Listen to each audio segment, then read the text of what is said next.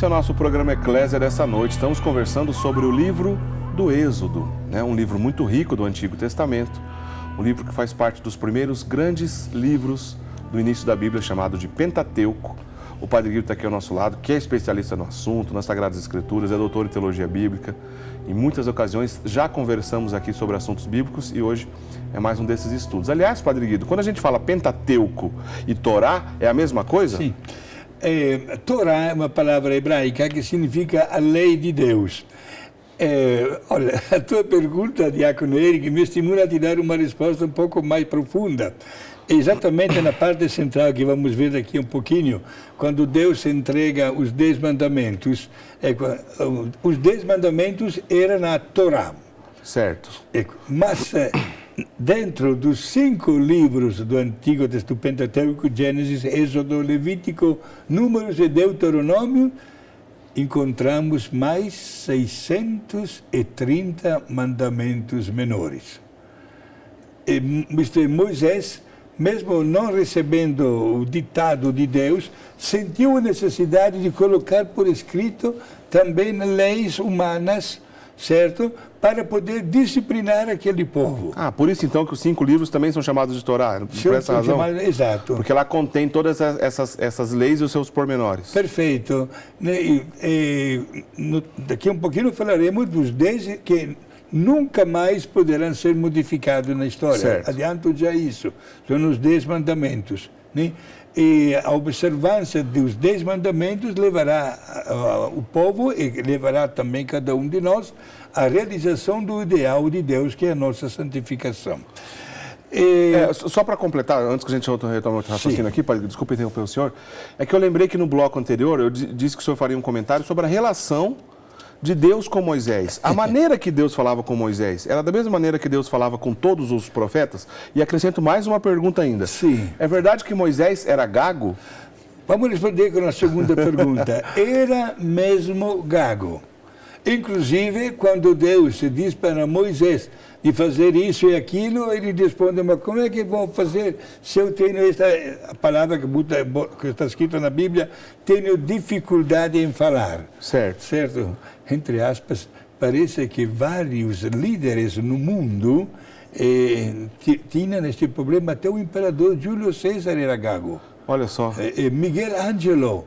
Também? Era gago, também ele. Sim. Agora, Moisés é assim, chega a ser, não deixa de ser engraçado, porque justamente aquele escolhido por Deus para revelar tantas coisas, entre elas o decálogo, os 10 mandamentos, era alguém que tinha dificuldade na fala. Exato, mas Diácono Eric, não esqueça, o senhor também como diácono, que a dinâmica de Deus foi e será sempre a mesma.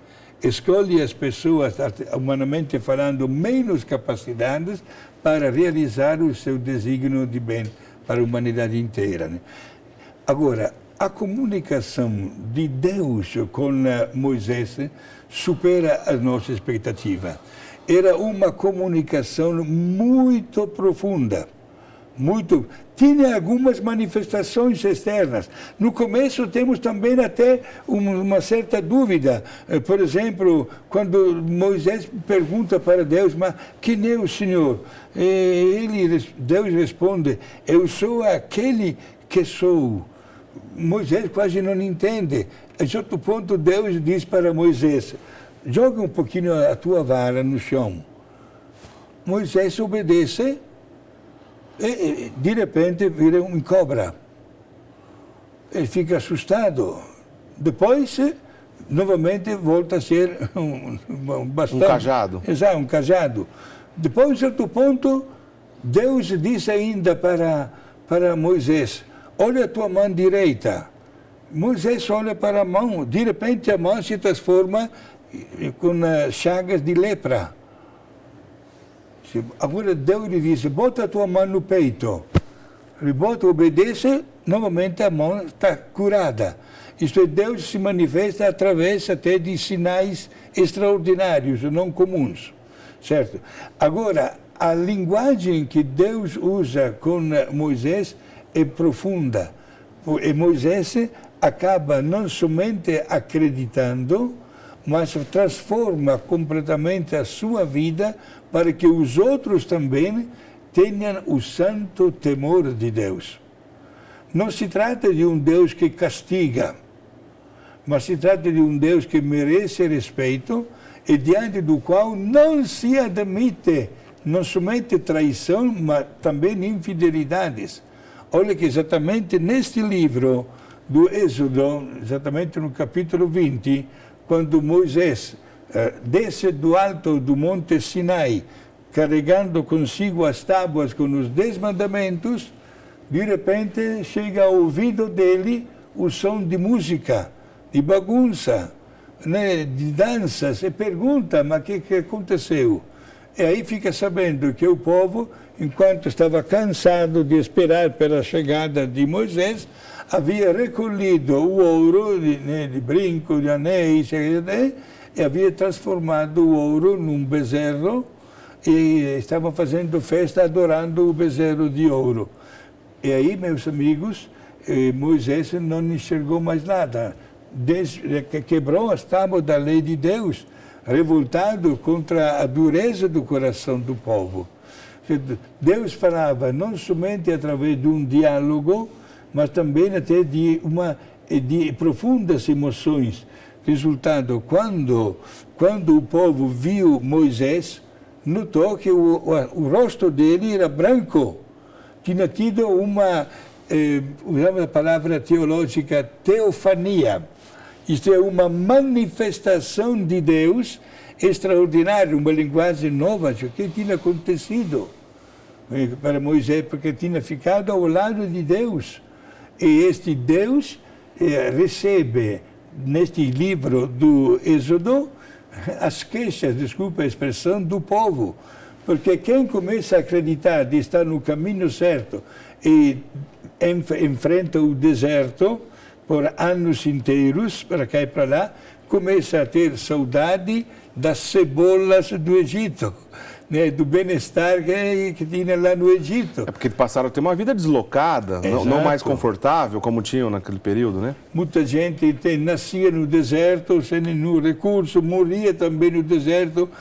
Podemos, sem medo, afirmar, Diácono Eric, que quase 80% do povo que saiu do Egito morreu, não chegou na Terra Prometida.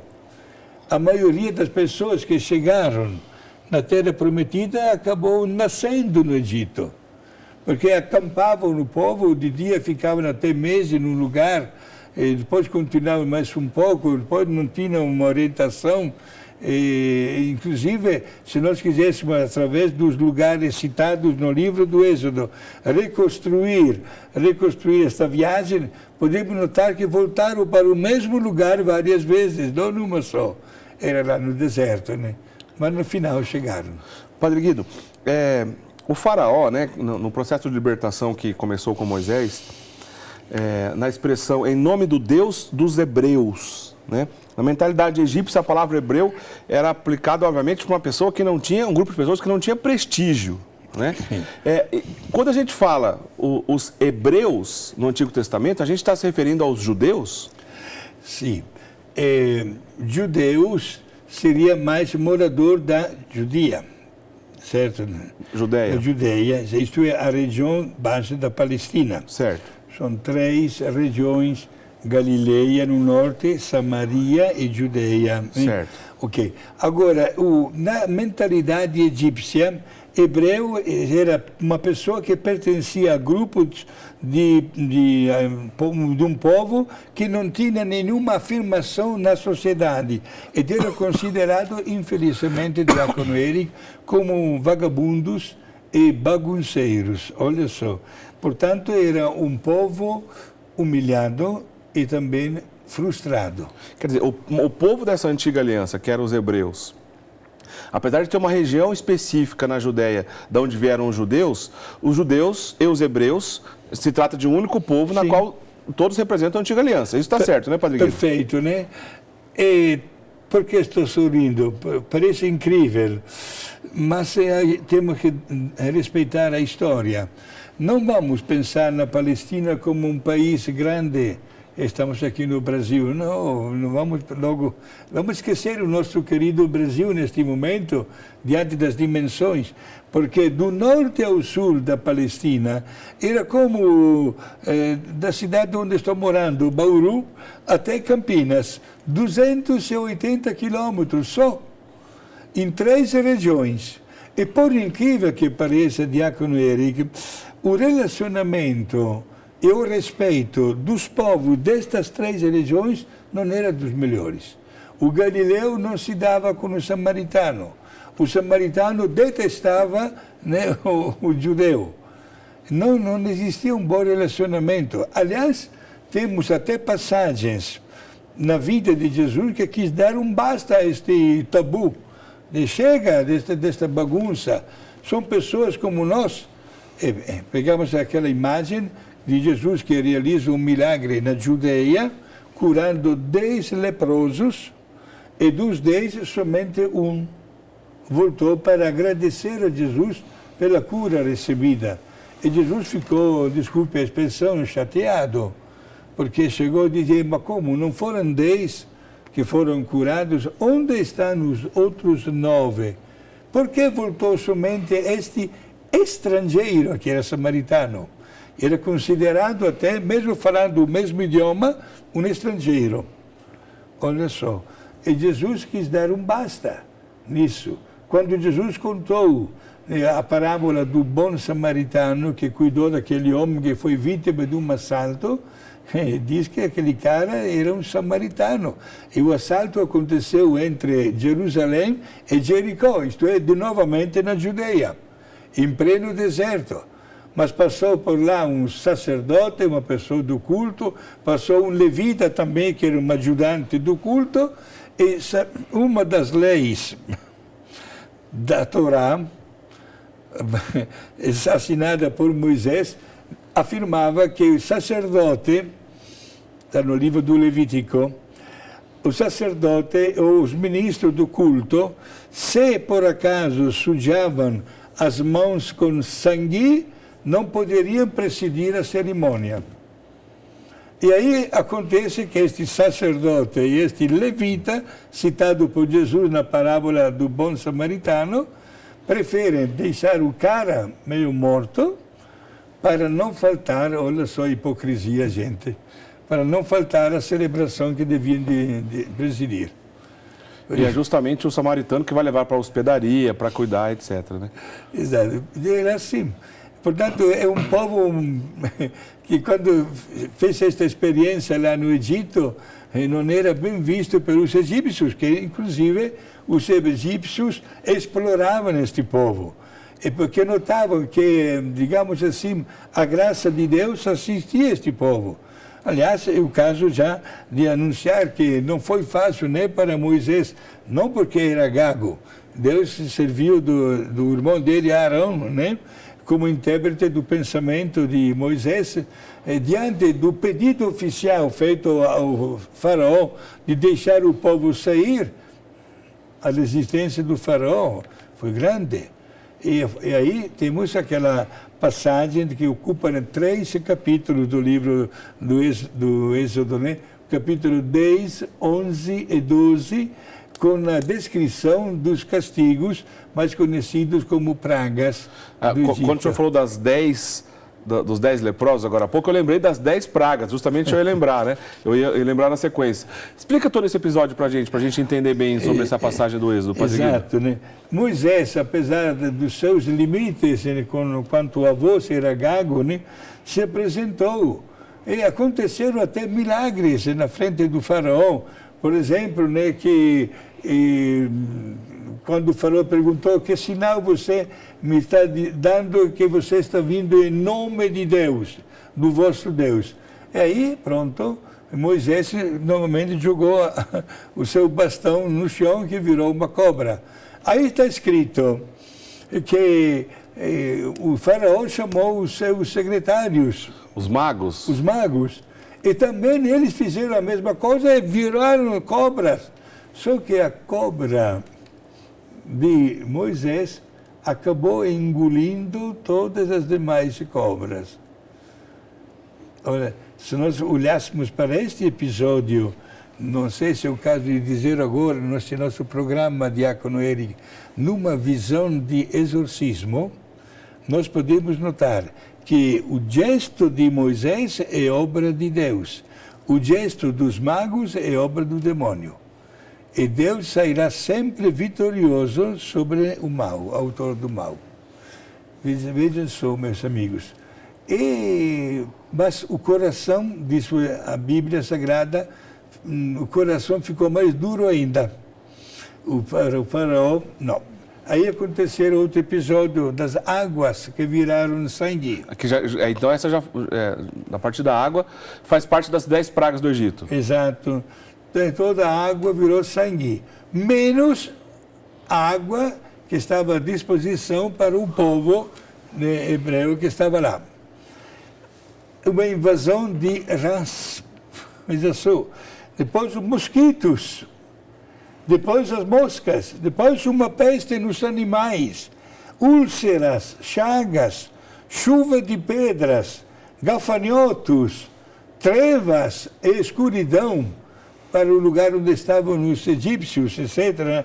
Mas, mesmo assim, o coração ficou mais endurecido ainda, até que não chegou a 10ª praga do Egito, que, inclusive, até hoje, na história do povo hebreu, é comemorada.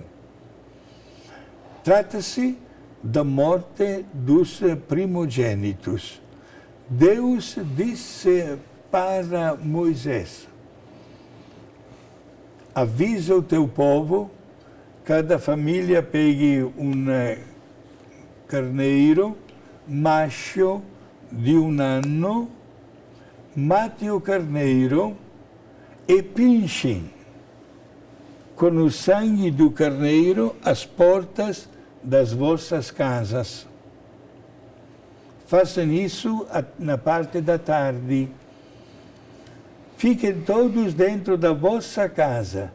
Naquela mesma noite, a morte chegará na cidade, ou na cidade dos egípcios, e passará de rua em rua, e onde a morte encontra as portas pinchadas com o sangue do carneiro, a morte continuará o seu caminho, como se fosse uma imagem de ficção, não é? Certo. Onde, porém, não encontra o sangue pinchado, a morte entra naquela casa e mata o primeiro filho daquela família.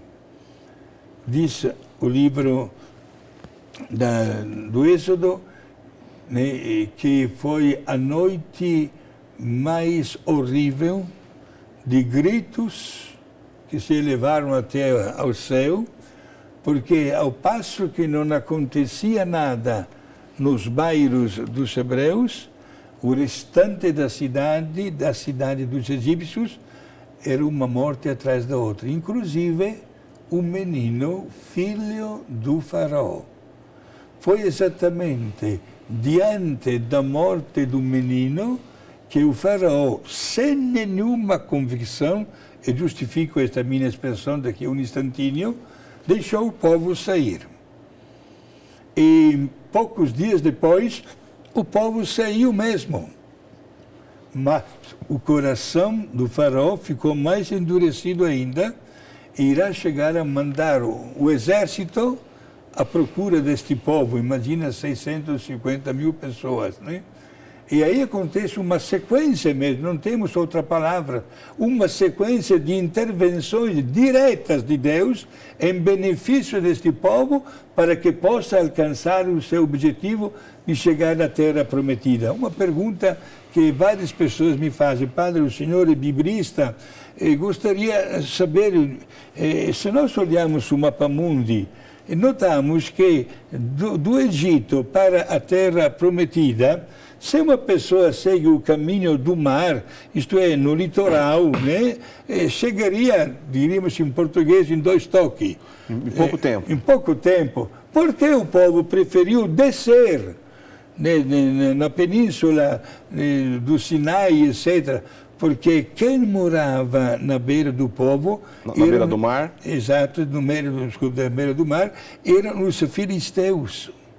Era um povo muito conhecido pela crueldade, pelo preparo militar, etc., né? E aquele povo teria sido dizimado praticamente. Quer dizer, se tivesse optado pelo caminho do litoral, provavelmente todos teriam morrido. Sim, não teriam chegado.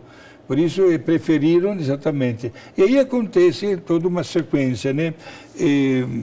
Falamos já, Deus que entregou os mandamentos. Isso aconteceu 50 dias depois que o povo saiu do Egito. Isso tem alguma relação com a festa de Pentecostes, Padre Guido? Sim, exatamente. A solenidade, mais que festa, de Pentecostes é celebrada pelos hebreus, que não tem nada a ver com o sentido cristão e católico. Nós lembramos, no dia de Pentecostes, a descida do Divino Espírito Santo sobre todos os apóstolos, o nascimento oficial da Igreja. Os hebreus até hoje celebram a festa da aliança de Deus com o povo. Aliança que foi confirmada pela entrega das tábuas com os 10 mandamentos. Que aconteceu 50 dias após o início da caminhada. Exato. Hoje, Diácono Eric, fazendo até uma viagem, não digo turístico-missionária, mas também de cultura, né? A distância do Egito para o Sinai, talvez são 6, 7 horas de ônibus, veja só. Certo. Inclusive, nota 10 pela engenharia, onde se encontra até aquele canal artificial de Suez, que encurta a distância do mar Mediterrâneo com o mar Vermelho, né? E a engenharia construiu um túnel debaixo do canal, né? Se passa no instantâneo. Mas o povo, nós podemos imaginar que chegou do Egito para aquele lugar do Sinai, talvez em 10 dias. Depois o povo acampou, ao passo que Moisés subiu no Monte Sinai. Certo? E lá ficou 40 dias. Por isso eles celebram exatamente quando ele desceu com as tábuas, que acabou quebrando pelo desespero, pela raiva também, contra um povo endurecido no erro. Né? Quer dizer, 10 dias de percurso, 40 dias aguardando, para dar os 50, que exato. É o Pentecostes dos hebreus. Dos hebreus, né? exato. Sim. Ô, Padre Guido, o assunto é fascinante, né, do livro do Êxodo. Nosso programa já está terminando, passou muito rápido a primeira parte. Na semana que vem a gente continua. Se você acompanhou a nossa conversa até aqui, foi muito interessante, mas a gente vai continuar essa conversa na semana que vem. Pois como a gente já havia imaginado, não é possível apenas num programa, né, numa edição do programa Eclésia, a gente conversar sobre todo esse assunto. Na semana que vem, Padre Guido, então o senhor retoma conosco um raciocínio. Principalmente eu gostaria de deixar aqui uma pergunta já para a semana que vem. Para o senhor entrar um pouco, uma pergunta não, uma explicação que eu queria ouvir do senhor, da festa, da Páscoa dos hebreus. O que tem a ver a Páscoa dos hebreus com tudo isso que a gente está conversando, tá bom? Então hoje, Padre Guido, para encerrar a nossa primeira parte, gostaria que o senhor nos desse a bênção, por favor. Certo. E na semana que vem já fica o convite aqui para todos os nossos amigos telespectadores. Na semana que vem, na próxima edição do programa Eclésia, você não pode perder a segunda parte da nossa conversa sobre o livro do Êxodo. É um estudo não somente interessante, mas que fortalece também a nossa fé. Não peguem esta oportunidade, gente, né? Tantas paróquias santificam e promovem o conhecimento da Bíblia de tantas formas diferentes, mas todas válidas, porque quanto mais se conhece, mais se ama a palavra de Deus. A bênção de Deus Todo-Poderoso, o Pai, o Filho e o Espírito Santo. Amém. Obrigado. Muito obrigado, Padre Guido. É sempre muito legal que o senhor ter o senhor aqui conosco para partilhar esse conteúdo que o senhor já tão bem estudou na sua vida, no seu doutorado em Teologia Bíblica. Vale a pena lembrar aqui nesse finalzinho, onde o senhor cursou mesmo o seu doutorado em Bíblia, Padre Guido? Na Universidade Urbaniana do Vaticano. E tive vários professores, um dos quais era um cardeal, Joseph Ratzinger, que depois virou Papa Bento XVI. Sou aluno dele. É sempre bom lembrar, é sempre um orgulho. Então fica combinado, na semana que vem, o aluno aqui do Papa Bento XVI, que é o Padre Guido, vai voltar a esse assunto conosco, o livro do Êxodo, na segunda parte, tá bom? Curtam a página do Programa Eclésia no Facebook, né? Não deixem de curtir a página do Programa Eclésia no Facebook, que é uma maneira da gente espalhar também o nosso trabalho de evangelização, de catequese, através das redes sociais, né? É muito importante esse trabalho também para que mais e mais pessoas possam ter acesso às catequeses que a gente trabalha aqui no Programa Eclésia. Uma boa semana para todo mundo. Semana que vem a gente se encontra então. Até lá. Tchau, tchau.